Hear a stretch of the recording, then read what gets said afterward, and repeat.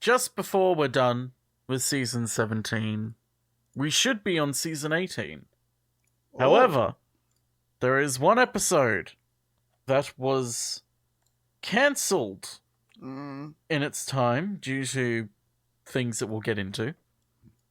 Shada, Douglas Adams' supposed final last hurrah for the show before leaving to pursue his other exploits. What happens in Shada, dear? A whole lot of Shada. It's a whole lot of. There's a spaceship and a red sun, and there's also people asleep at an orb while a number counts, and they're all just vibing and ignore the number. And when it hits 0, a man with a scar wakes up, and all the others go through some wiggles and gyrating. And he walks over to a control panel, and they all just lay there motionless, probably dead. But he also has turned off the number thingy and pushed more buttons, and something the advanced scientists, some science quarantining something. And he takes the ball and he leaves. And then everyone stands up after he leaves, and then they collapse, and they're probably dead. Again. And he took the ship, and he just leaves. Oops. And a man is then seen riding a bike into London to go somewhere. He asks someone where a place is, and they say, I have no fucking idea, and then he just keeps going. And Santa is putting his books in various places in his office, and there's a TARDIS in the corner, by the way. He only just notices it, but walks away and opens a window, and Santa's like, I'm making tea! And the new boy on campus is named Chris, but I named him Bike, and he's like, hi, what's up, do you remember me? And Santa is like, no, not really. And then Bike just steals some books and leaves, because he had a thing to go to. But not before going, whoa, what's that police box? And he's like, ah. And then the Doctor and Romana are on a boat, gondola-ing down the river. And the TARDIS apparently was confused, and they just keep talking about a punt and a pull and a punt and a pull, and they keep doing the same fucking shit again and again, and then they hear some weird voices, and they're just like, that's weird. It's like screaming. Oh. And then they just keep going. Cut to an animated cut of Chris on a bike, and off he goes, biking around and such, and there he goes. And then he, gets to a physics lab, I guess, that's his, and he puts the book down, but then it falls off the book that he put it on top of, and he's like, that's weird. The Doctor is at Cambridge now, and he meets a man who has apparently met the Doctor many times over, and it's very bizarre, and he's like, one time when I met you, I looked different, and he's like, what the fuck does that mean? And he's like, I don't know, and then he's handed an oar. And the Doctor knows, the exact order of tea that he's going to, the Santa is going to bring when they go into his office, and then he's like, oh, it's the Doctor, I know you. Because he's a Time Lord? Or he says he's one. Sort of, kind of, I don't know. Back at that weird book, we open it. It's full of symbols, and when opened and flipped back and forth, by the way, the clock behind the kid changes all weird and stuff. It's changing time and space. Meanwhile, Fancy Man is still walking around. The man with the scar, he's fancy. The Doctor's just like, hi, Santa, you sent for me. What's up? What, do all the little children need presents? And he's like, I don't remember asking for your help. But apparently I asked for your help. What could I have asked for your help? I can't remember anything at all anymore. And this is not me not remembering. He literally cannot remember anything. Yeah. It's not dear. For once, it's not dear. For once. Although this is literally just me in a Doctor Who episode. It is. You really are, Chronotis. They talk about ghosts screaming for a bit, and he's like, oh my god, the book! And then cut to the book being monitored and the x-ray machine breaking, like putting tinfoil in a microwave. And then he leaves the book because it starts to glow and it's too hot to touch. Fancy Man, still walking around, very fancy, in his fancy hat. Then he confronts a random stranger, gets into his car with him, and then off they drive. That's it. And the Doctor and Romana hear some voices again, and they ask about the book, but that's not about that, right? And he's like, what do you mean? That book was from Gallifrey. Oh, I mean, I didn't steal it. I'm also not allowed to have a TARDIS. Fancy Man has now kept walking all his way into an open field and onto an invisible ship. And you know that there's a ship there because there's red carpet. to indicate where the ship Mhm. is. Isn't that where you Yes. have your ships? Yes. It's a red carpet specifically. His ship is animated on the inside, and he's like, "Oh, I really like cubes. Dear Cube, I know where the book is. We gotta go get it." After being informed of the doctor, he's like, "Okay, tell me about the doctor." And he's like, "I don't really need him, but I'll soon be there with you, my shadowy friend who is named Crag because the subtitles said so."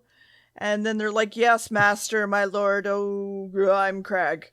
And that was first episode. Oh no! Oh no!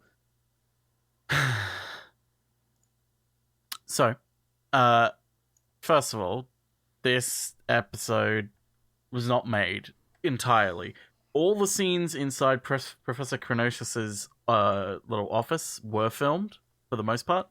Most of the location shots at Cambridge were shot as well, but anything in space or in the TARDIS was not shot because this was happening, and I tried so hard to figure out what specific strike was the result of going on, because this was during a period where every industry was going on strike due to problems and demanding better conditions and better pay, to the point where it's kind of still brought up as like a boogeyman of like, ooh, if you bring the left wing in, the unions will get in control again. Ooh. Anyway, a few weeks before, during the City of Death, when it was aired, it had astronomical views because the commercial channel ITV had been taken off the air due to strikes. I believe lasted for quite a long time, which is kind of scary to think about. That strikes could be so powerful to do that. But I mean, that's the power of collective bargaining, baby. So this story was initially meant to be the finale of season 17. It was meant to be Douglas Adams' final thing, Graham Williams' final thing. A lot of people were leaving with this. This was meant to be it, to the point where they had scheduled a farewell party and everything, and everyone attended the party. And supposedly it was according to Tom Baker, it was one of those moments where you'd constantly wish you were dead whilst attending. Like, it was apparently not that great. Really, because it was like so awkward.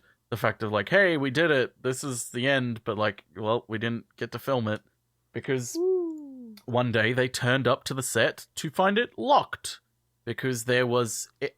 Now, I could be wrong, but from what I can tell, the main strike that caused them to stop recording was a strike between two different unions over who had sort of a demarcation dispute between, which trade union had jurisdiction over specific things. Because of that, everything grinded to a halt, and it didn't get filmed. So they were like, well, shit, what do we do? They couldn't film it, it didn't air in time, and everyone had already left. So the BBC just had this footage laying around, and it became sort of one of those urban myths, but were actually real, of like, hey, there's a lost Doctor Who episode that they never finished, and everyone knew about it and wanted to, finish it, and there were multiple attempts. Notably, 1991, I believe, was when they did the VHS, where they got Tom Baker to narrate it instead of animating. It was literally just the parts that they had filmed, and then it would cut to Tom Baker in essentially a museum narrating what would happen next. Then I believe there was a fan animation in 2011, which I haven't watched because the guy who made it is a bit of a dick. Then there was the 2012 version, which was official and released, which had some animation covering it, but also still had a little bit of narration here and there.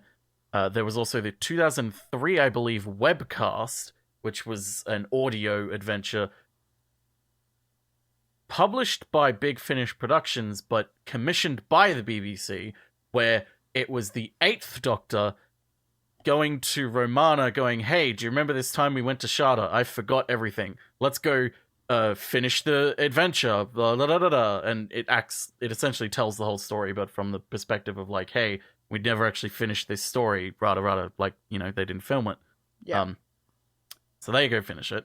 And then there's the 2018, I believe, animation, which is what's included in the Blu-ray, which the Blu-ray has, I believe, every iteration of Shada that's been released except the fan one, if I'm right. But there's a lot of, like, so if you're like, I don't like this version of Shada, I prefer the narration one, you absolutely can. It's all in the Blu-ray, baby. Physical media, it has its perks, especially Doctor Who. Jesus Christ, there's so many special features and everything. Woo. But that's sort of the why Shada doesn't exist. What happens in the next part of Shada, dear? What happened? The doctor's looking through books to try to find the one they need, and he found a random book, but it's not that one, and he's like, oh my god, how many books did you fucking bring with you? You're not supposed to have these books. Cut to the bike dude randomly in a phone booth going, I found this insane fucking book, and you need to see it. When we learn the title of the book, the doctor freaks the fuck out, and then we continue to look for the book, and the bike dude is, like, still trying to convince this person to come look at it. They cannot seem to find the original book that's all-powerful. They talk about the book to someone in prison, and Santa just remembers something. And he says, someone came to borrow the book, maybe, oh god, who was it? Kid? I don't know his name. And then we see a woman now looking over the book. C. And they're like, something, Pearl Harbor reference that I didn't fucking understand. And it looks... I mean, am I wrong?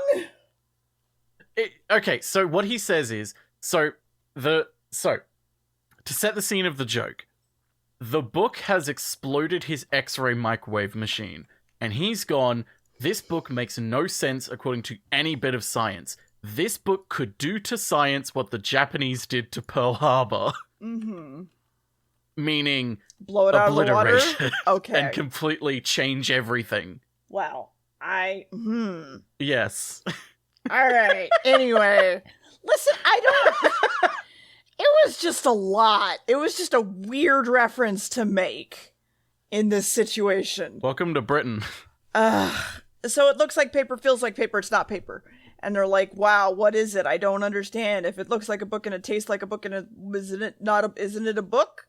Also, what's the book about? We don't even know. She goes, why don't you just go ask Santa? It's his book. So he's like, oh, right. And he leaves, and she stays there with the book. And Santa has maybe remembered who this person is, and Romana is told to send out a frequency if the doctor doesn't come back. Yeah. So that's fun. So apparently this is very, very bad. Fancy Man has left his spaceship and the doctor is biking his way to the physics lab. The doctor literally bikes past other bike dude, and then Fancy Man asks if Santa's alone yet to the bowler hat man that we talked to earlier. And he's like, but Santa, wait, don't go get the milk. Says Romana, I'll get it from the TARDIS. It's too dangerous to leave. And then Fancy comes into the room, opens his bag, approaches Santa Professor, and he goes, I'm here for the book, motherfucker. And Santa goes, how the fuck do you know about that? And also, I don't know where it is. So he takes out the orb, and we're going to take the information from him because it touches his head, and he's dead. Cool. So... the lady's trying to fix the x-ray thing, and the doctor shows up and goes, hey, this book isn't yours, it's mine. And why do you have it? It's like, I don't know. What do you have it? I don't know. And they're like, well, what is it? Don't worry about it. And fucking finally introduces himself as the doctor. And he's like, okay, let me look at that x-ray machine. Romana comes back and finds the Santa dead. K9's also here now. And then Bike shows up and he's like, oh my god, why is he dead? And then K9's like, he's in a coma. Romana freaks the fuck out, tries to tell Bike how to get something from the TARDIS, and he's like, what? And she's like, just fucking do it. And he goes in and he's like, ah! And she's like, don't worry about it, just go. And he's like, okay. They put a collar on the old man, and hopefully it helps him, because it's gonna make his heart and his blood and stuff and his lungs work, so his brain doesn't have to do the work. And the doctor's like, The book isn't a book. Also, we ran a carbon dating test on it, and it's 20,000 years in the future.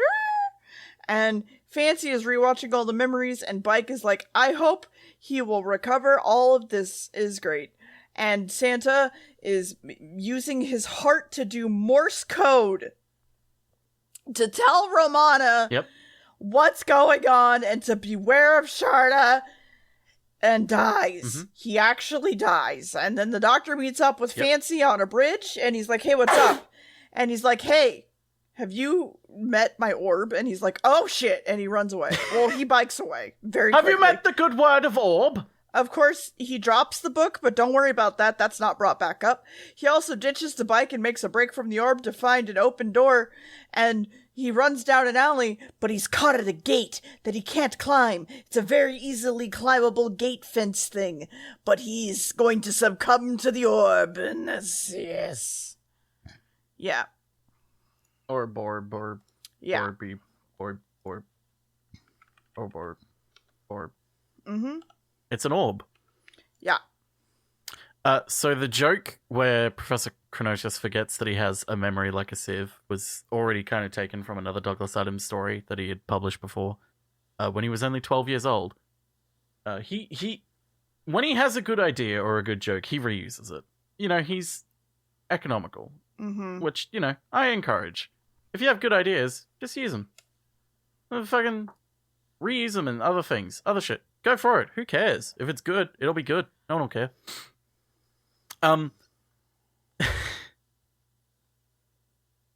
Sorry, I just... the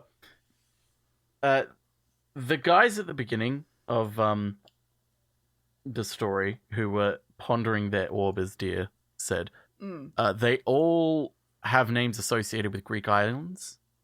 Caldera, Akrotiri, La Centauri, and Thera. Good for them. A little... No, good for them. They're Greek islands. Good for them. So while in a pub, Tom Baker and Pennant Roberts were approached by the secretary of St. John's Choristers, who inquired as to whether Doctor Who might make use of his choir services. Is that why? Is sort of...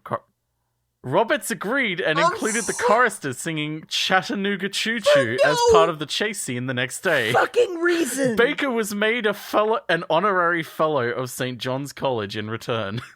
Oh my god. That's the only why reason. The choirs and the... There's no other reason! What a guy! What a guy! I mean, it's a good rendition of Chattanooga Choo Choo. I don't care. Oh, you... Keep talking. Do the talky thing. Yes! Do the talky thing? Do the talky thing.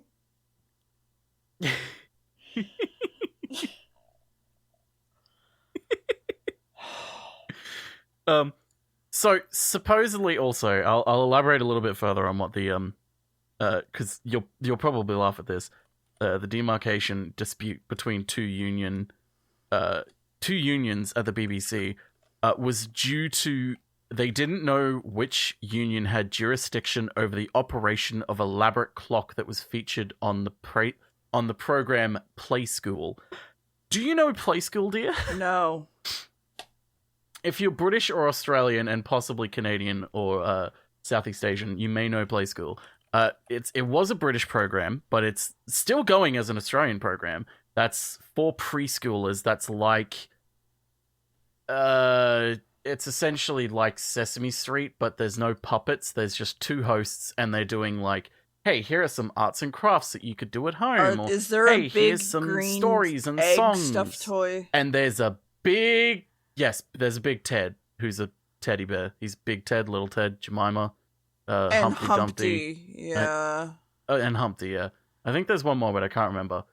But yeah, there was a big clock on the program, and so they didn't know. The unions were fighting over who had jurisdiction over the operation of the elaborate clock on the program, because it was a pretty elaborate clock for the time in the British one. That's why the BBC shut down, and they were unable to. Kidding me? Listen, there was a lot going on in the late 70s. A lot of. Actually, if you want a little bit of an insight into like what it was like, no joke, watch the first and second season of The Crown. Possibly the third and fourth. Well, the third and fourth won't really elaborate that much. That's more Thatcher.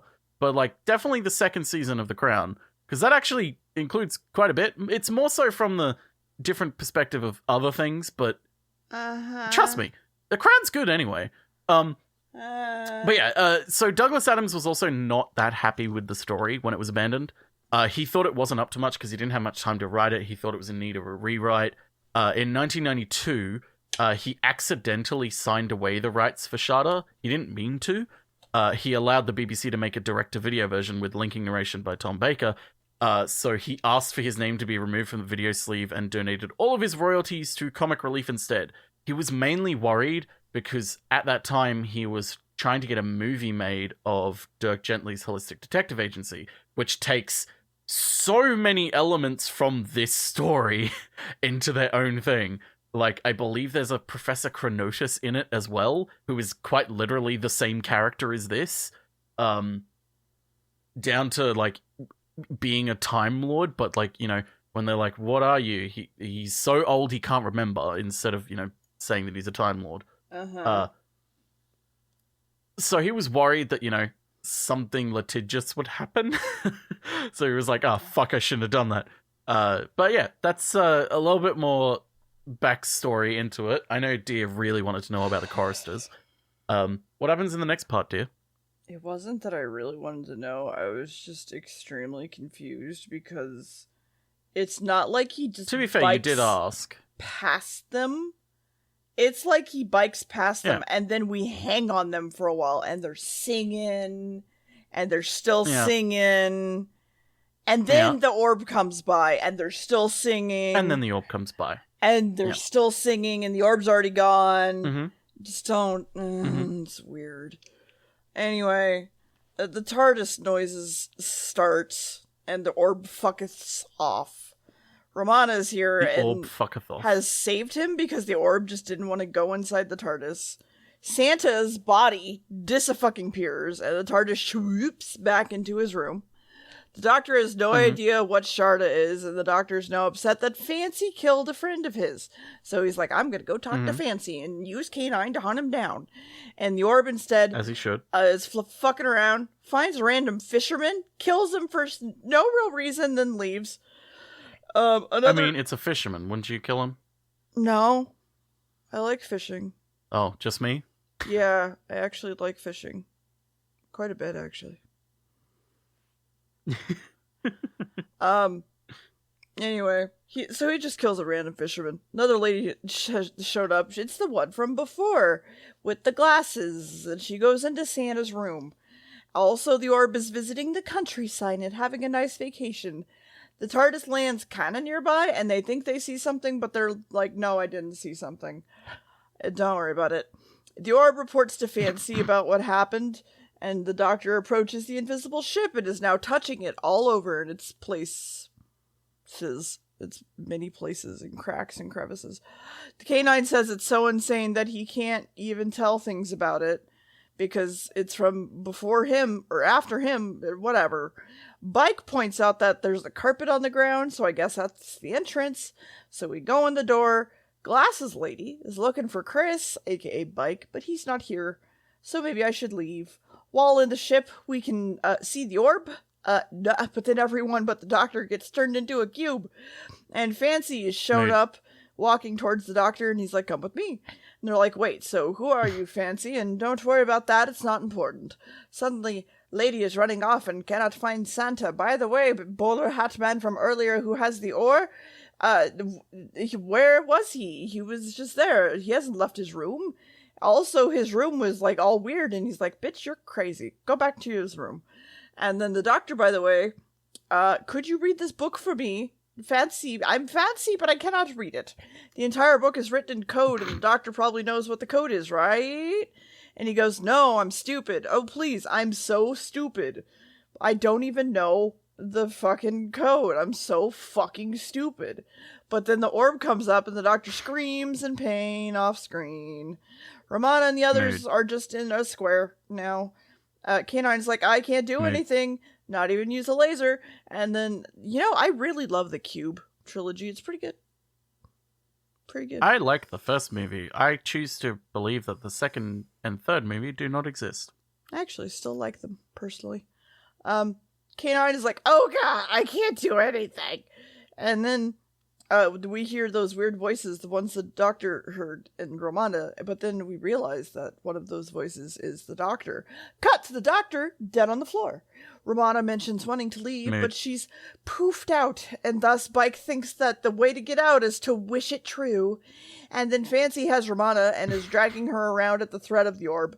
Good thing Fancy has the doctor's key, and Romana and Fancy and the orb head into the TARDIS. Glasses Lady is digging around Santa's room and finds some weird secret things, and in fact, it makes insane magical time shit happen. And Bowler Hat even opens the door and goes, oh my fucking god! And the doctor isn't dead, I guess. He's just very stupid and on the ground. And the doctor tries to talk to Fancy's computer, and he's like, wait, aren't you dead? And he's like, yes. So now that I'm dead and not a threat to your dude, would you release my friends since they're also not a threat? Because, I'm dead and I'm no longer a threat. And she goes, okay. And then also there's no oxygen since, you don't need oxygen if you're dead.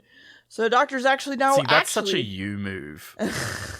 That's such a you fucking move to be like, okay, yeah, I'll do it. Also, since you're dead, you don't need oxygen, do you? So I turned it off.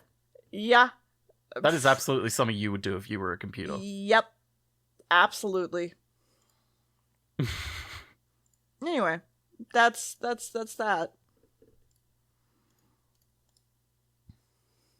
And yeah, so the doctor's dead and properly dead, but anyway. So when the strike happened, when it was resolved, they did not have much more time to film anything, and the BBC decided that priority for filming went to the, quote, prestige Christmas specials that needed to be filmed, and also a Faulty Towers. So Shada had to be put on ice. However, Graham Williams had to honor actors' contracts by being there to order them to go home once they arrived. So everyone showed up and he was like, well, we don't have any space to film, so go home. Everyone agreed that this was the best script that was meant to be at the end of the season, and certainly the cleverest of Adams' career. The abandonment was seen as only temporary, but Williams and Adams had a farewell party that kind of solidified that, well, it was the end. The footage already shot was being kept by incoming producer John Nathan Turner, who, if you remember, a long time ago was a floor assistant, is now a producer, who hoped to salvage something from the project. His first attempt was to block a 3-day shoot to make either a 4-part version or 2 50-minute installments as like a Christmas special. This didn't work, as most of the material filmed was just conversation in Chronotis' room, and the head of serials, Graham MacDonald, was less than enthusiastic about the idea. So John Nathan Turner was planning to shake things up and do his own thing with the show anyway. So he was like, if I don't salvage this now, then the story could only be told in flashbacks and it wouldn't be worth it. So in the end, of course, nothing came of the plans.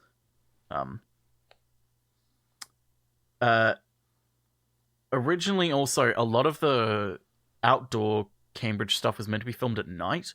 Like, supposedly the bike chase was meant to be filmed at night, and the car scene where Skagra kills a man in his car was meant to be filmed at night as well, but it just wasn't. Who knows why? There are many reasons why it probably couldn't. But yeah, it's a little weird in that respect. There's also a tiny weird discrepancy in the dialogue. In part 2, when Romana emerges from the TARDIS with a bottle of milk, her original dialogue is meant to be, I've got the milk, come on K9, because she was meant to be in the TARDIS coming out. But remember, the TARDIS scenes hadn't been filmed, so she comes out saying, I've got the milk, come on K9, but it was changed to, I've got the milk, Professor. However, K9 still replies with coming, mistress. So it's like, K9, she wasn't talking to you. But they kept it anyway? Like, they didn't realize when they changed the line that hey, there's another line directly after this that kind of deals with it. Like, responds to this. It's really weird. What happens in the next part? Well, Canine and Bike have gotten out of the square because they have found the doctor in the dying position. It's a specific position that bodies lay. Bike grabs the doctor and the oxygen's coming back because there's a living person here now. So wait, is the TARDIS outside? And Canine's like, nope. And the doctor's like, what? And back on the ship from the beginning, Romana is like, where are we? What is the plan? And he's like, I'm not going to tell you the plan. But then this big old thing with red eyes walks up to them and calls Fancy my lord. And she's like, ah! And then Bike is still trying to figure out shit and it makes no sense to him. So wait, does the ship know where Fancy went? And it doesn't have that information. Romana is confused why he won't just tell her the plan. And he walks to the window and says, look, stars. They're useless. With people that are useless on their useless planets. And we're all going to become something big and entropy and science and entropy. And then the Krags come up and they're going to serve the new generation, or, well, singular person. And then he walks into another room and makes another Krag, I guess. And then the doctor sets up the ship to launch, and we look around and note that the ship is making Krags now, too. So that's something. They pan the camera up and bring in a PNG of the ship taking off, basically. The ship's just taking off randomly. Listen, it's not a PNG, but you could have just made it a PNG. It's pretty much a PNG. What else would you call it? I mean, it's not still. You can see the trees moving. Well, like, no. The leaves and the trees ship moving. is a PNG. Oh, I guess, yeah. They fade in the picture of the ship, and then it just, like, goes away. And it's just funny. Yeah, but that's how they do it with the TARDIS as well. Okay, I know, I'm just saying, like, it's fine. So he tells the computer, like, hey, how long are we gonna get there? And he's like, it's gonna take years. So he's like, fuck. Okay, computer. Do this and that and this and that and put the A wire to the B and the B wire to the A. Cool. Now we'll be there in minutes. And then meanwhile, more Krags are coming to life. The ship is now away like the TARDIS. Glasses Lady passes out in Santa's office, waking up again finally, which is good. She's woken up to Santa? It's Christmas? Being here. Noticing she's messed with his machine, it's now time for tea. They tell Romana. Yay. They tell Romana that I need a drink of water. Wow, what a great thing to say in a story. And the doctor is dead, and I need the code for this book, so tell me about it. And she is asking about Santa, but doesn't understand anything at all. Santa knows he's dead, and basically talks to her about what's going on, and how the book is the key to Shada, and the prison of the Timelords, apparently. And if he's doing mind transference, we gotta stop him, because it's not good. Shada's come up, but, like, who the fuck are you? I'm gonna kill you. K9 does a laser, but it doesn't really do anything. And the ship docks to the other ship. The doctor finally realizes that Bike understands a good amount of physics and then calls him an idiot.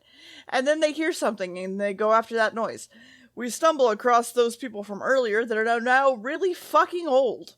The projector is still showing symbols of the law of Gallifrey, and Romana is basically translating it. And then realizes that the doctor doesn't know the code, and Romana says the word time, and Fancy Man's like, I've got it. It involves time. So... Time! You know, the Timelords, their book, it involves time. The doctor slaps Bike, puts some old person on the pyramid chair as well as Bike, and throws a switch, and we basically, I guess, put, like, I don't want to, whatever. Old man's alive now, and just goes, Scott! And Bike is, I guess, dead at the time. I don't really understand. Also, I guess the greatest intellect of all time. Everyone else here is also really, really the greatest intellect of their time. Also, Dr. Skagro is here, but he's not here now. That's weird. Also, we don't even know where he came from or anything. We just got all of us together to get the smart brains together. He's like, I want to put all of humanity in an orb. We need the mind of Salvain or I like something. an orb. And then he dies, and Bike wakes up and he goes like, oh god, what happened? And then K9 shows up, and the big crag thing is here too, because K9 has a low battery, and that's not good. Too bad it's starting to attack the Doctor. That's it. Yay! So, one sort of key element to this story, and is a much larger key to the entirety of next season, is entropy. To the point where in episode 3, Skagra has a speech to Romana about it, suggesting that the only alternative to entropy is purpose. Sort of then going on a sort of diatribe about the everything is predictable as mass, but individuality is individually random and pointless. Entropy makes everything homogeneous because entropy affects everything.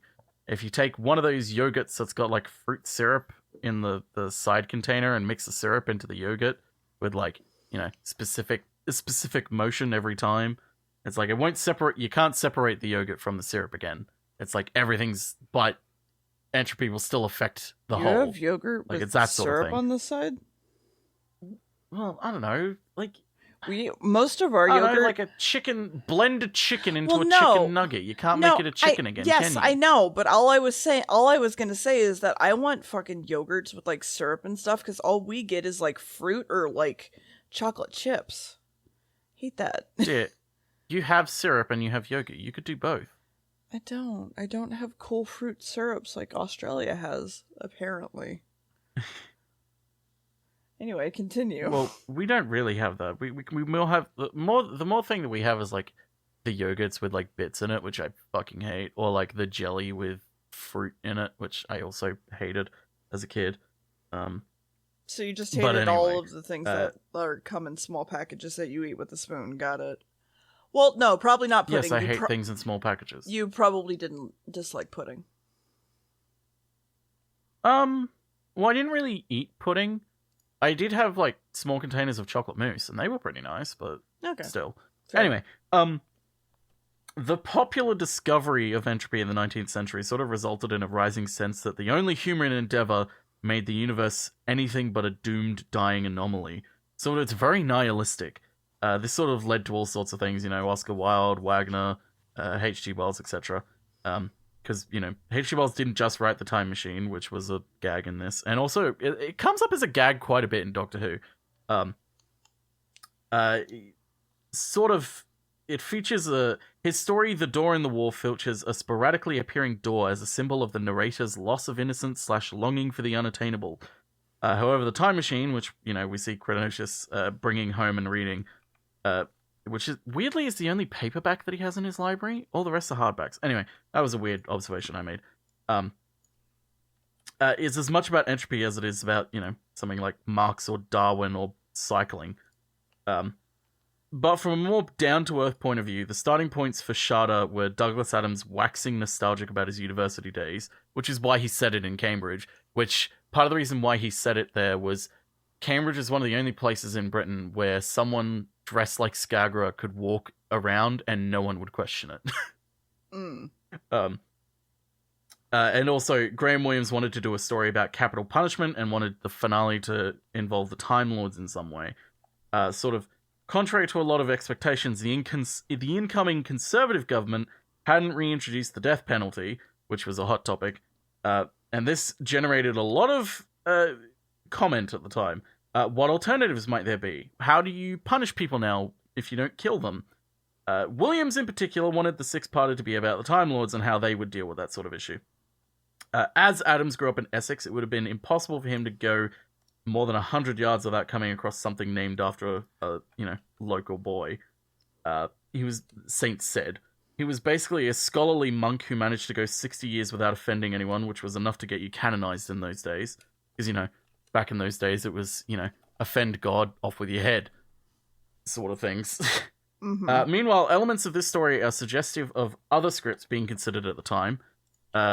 Sort of the working title of Sunburst brings to mind Philip Hinchcliffe's submission of Valley of the Lost, which ended up with the Doctor trapped inside a star with an aberrant time field and was mooted as a possible regeneration story. Another one being The Tearing of the Veil, which was a Victorian poltergeist yarn involving energy from, quote, elsewhere and draining the Doctor's life force, which is kind of similar to the next televised story. The Doctor spent much of the story prematurely aged, and in this case, bedridden in a nightshirt.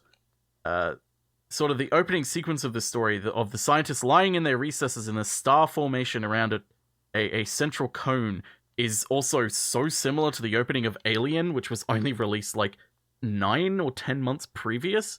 It's hard to believe that it was just a coincidence. And also, the use of Roman numerals in the countdown, however, is unique, because who the fuck uses Roman numerals to count down?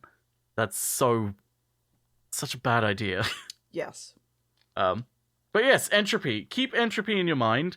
Entropy can be very nihilistic to think about. The fact that there is this eternal, universal force that all it does is slowly break everything down into nothingness, and there is nothing you can do to stop it. It can be very existential, but it can be very important to think about, and also, allows you to think, hey, no time like the present. Mm-hmm. What happens in the next part, dear? Well, the Doctor runs off to tell Bike to stay where he is, and Bike is like, I'm gonna fucking punch this giant monster. The Doctor is protecting the old men, but everything inside is blowing up, so that's not good. K9 leaves. Bike thinks about leaving for a second, but then goes back inside. Then the Doctor and Bike run off. The door to the ship that they were on is jammed.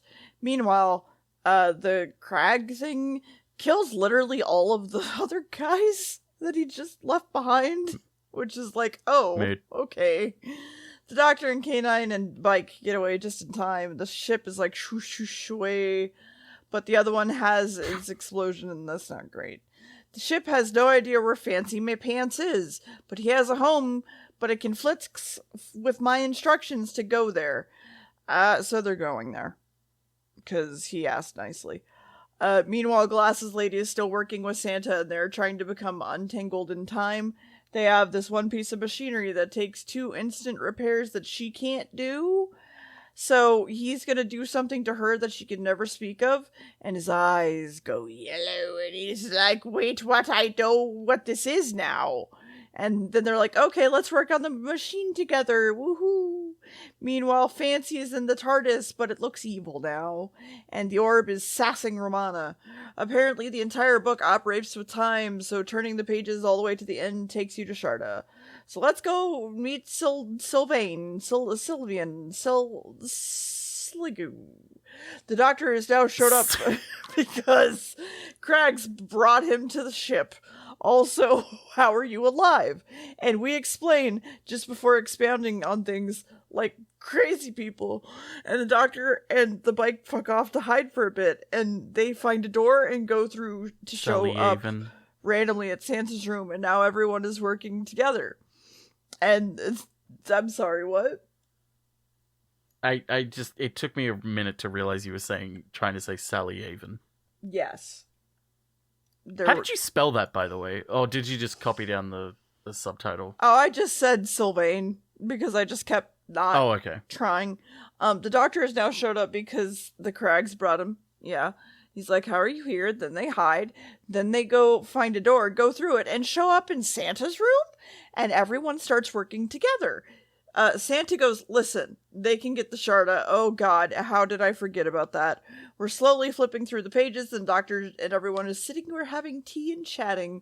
And Doctor's like, wait, no, I know exactly what to do. Meanwhile, Fancy has gotten to Shada, pushes a single button, and knows where everyone is in Shada. Santa has used his TARDIS to get to Shada. I love that you call it Sharda. Shada. What would you like to Sharda. What would you like Shada. to call? Shada. Okay, fine. Shada. And out. Just because otherwise it sounds like you're saying Shata.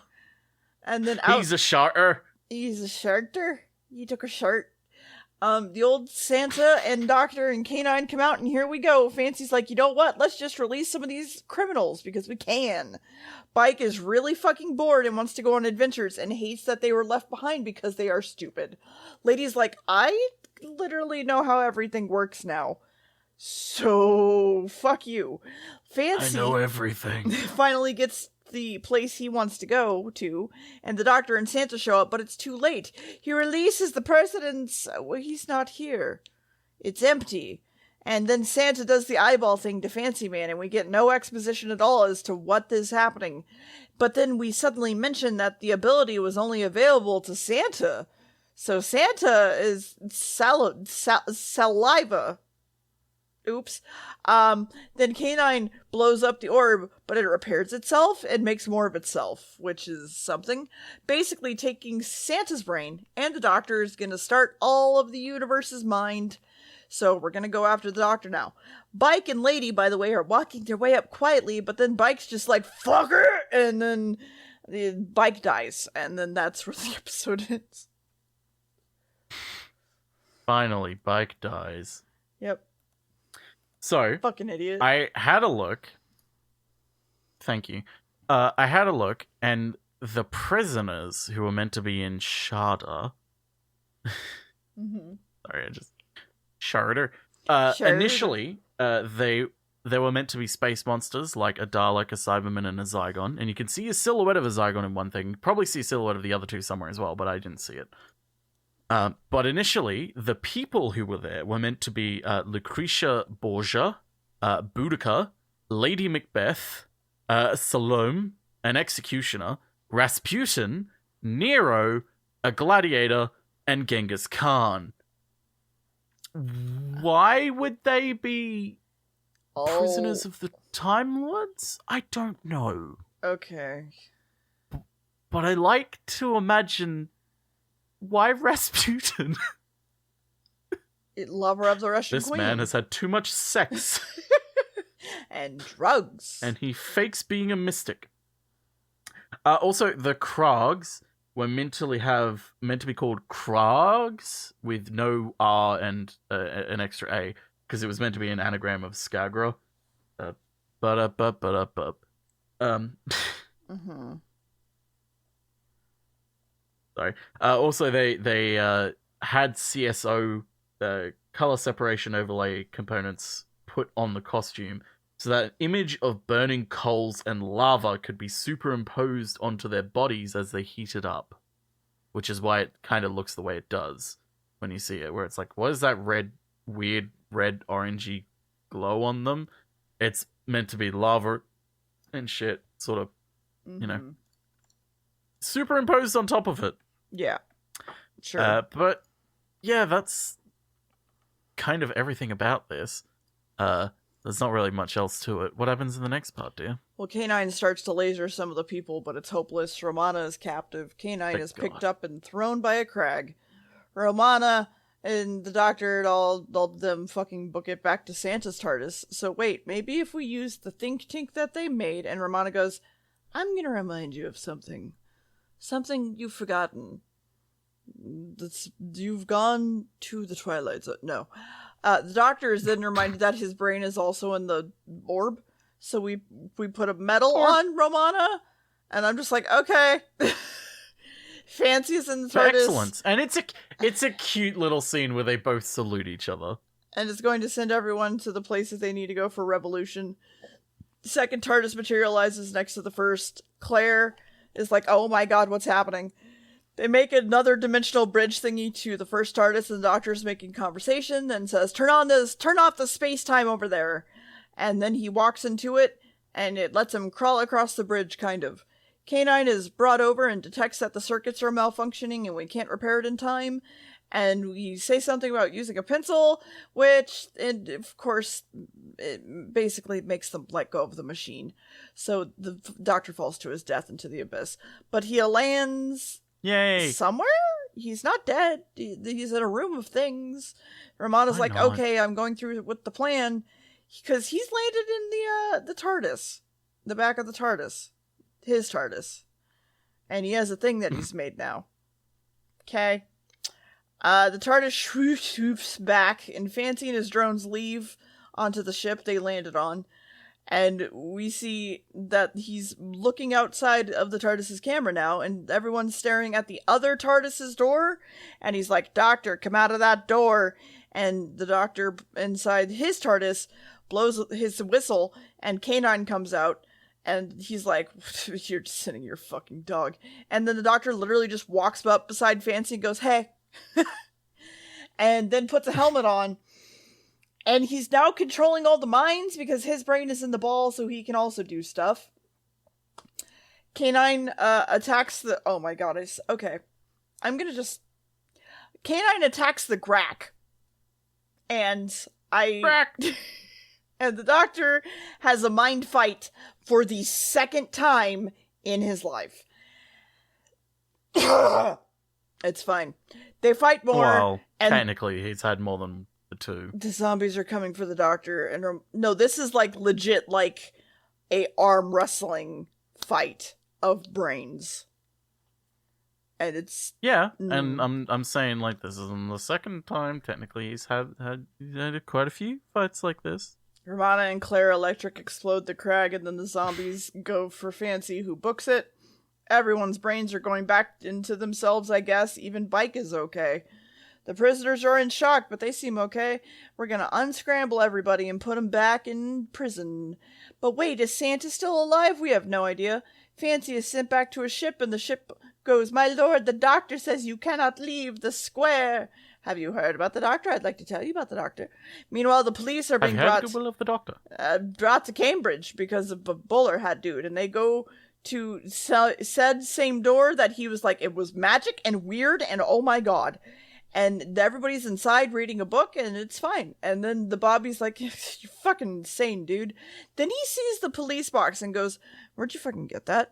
And the doctor and Romana leave in it, and he's just like, what the fuck? And then they're like, do you want some tea? And they're like, okay, all of you are going to prison now. The doctor is now doing things with the TARDIS. Romana is asking questions about Skagra off screen, and the doctor's absolutely face hidden. But then when he gets up and stands up, he's really fucking old. Haha. Oh my god, it's almost like this was an insert filmed when they released Shocking. initially back in 2017. Oh my god. And he has a really cute sort of thing of like, oh my god, how did anyone go up to Chronotis and go, oh, he was Sally Avon, but he's such a nice old man. I wonder if 200 years someone will come up to me and go, he's the doctor, but he's such a nice old man. And then he looks at the camera and smiles. Mm-hmm. It's a cute little scene. It's cute. It's cute. Anyway. So, that's Shada. It's an episode. Mm-hmm. How did you go, dear? Fucking 3. There's just... it does not need to be 6 episodes for one. I will say that. No, I think they could have cut it down to 4. And I feel like if Douglas Adams was given enough time... Here's the thing. I think you could cut what's here down to 4 and it would be good. I think if Douglas Adams had been given more time to actually write the story, it could have been a really good 6-part story. Like, he could have made it, deserve 6 parts. I mean, it's no one whole episode is them just running through a factory. Like, it's not that bad. But, like, there's a lot you could trim off here, for sure. Like, it's not as blatant as, like, it's not like, this scene didn't matter, this scene doesn't matter. It's more like there's quite a number of scenes where it's like, this goes on a little bit too long. Like, you could trim a little bit of this. Mm-hmm. Whereas, it's not as blatant as running through, like, I don't like the Invasion of Time. I like the premise of it, but fucking hell. Yeah. One whole episode is just running through a factory, and it's awful. It's awful. It's awful. So, anyway, that's Shada. That's season 17. That's the 70s done, dear. We've finished the 70s. Because next time, we're on to the 80s. And that's when shit changes quite a bit. In a lot of radical ways. Yeah. Although things start with an 8 now instead of a 7. Yeah, exactly. But the next episode that we're going to record, the podcast, will not be an 80s episode because I want to go back and record, finally watch a recreation that we've been meaning to of The Evil of the Daleks. Mhm. But we'll still get you to guess what the next episode in the first episode of season 18 is called, do you? Is it the Trail of the Daleks? Daleks, sorry. No, the Daleks don't come back for a very long time. Okay, well. Now, dear, the Blank Hive.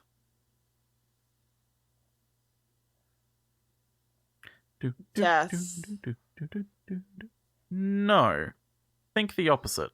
Life. Close. Living. One more guess. Leisure. What? The Leisure Hive. The Doctor gets a vacation Okay. in the Leisure Hive. Out with the 70s, in with the 80s. Okay. Anything else you want to add, dear, before we say goodbye? No, I'm still weirded out by Leisure Hive. It'll make sense when we watch it, trust me. Okay. It'll make sense. Trust me. When have I ever led you astray? Every single time. Wow, that's that. Wow, you think so little of me? Okay. Well, goodbye. Goodbye.